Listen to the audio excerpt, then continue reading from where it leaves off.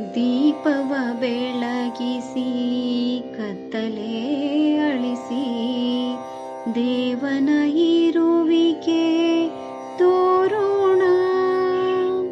ದೀಪವ ಬೆಳಗಿಸಿ ಕತ್ತಲೆ ಅಳಿಸಿ ದೇವನ ಇರುವಿಕೆ ತೋರೋಣ.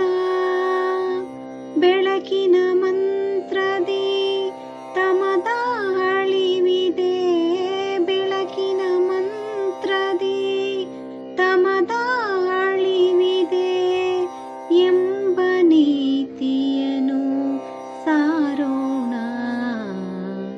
ಬೆಳಗಿದ ದೀಪಕ್ಕೆ ನಮಿಸೋಣ. ದೀಪವ ಬೆಳಗಿಸಿ ಕತ್ತಲೆ ಅಳಿಸಿ ದೇವನ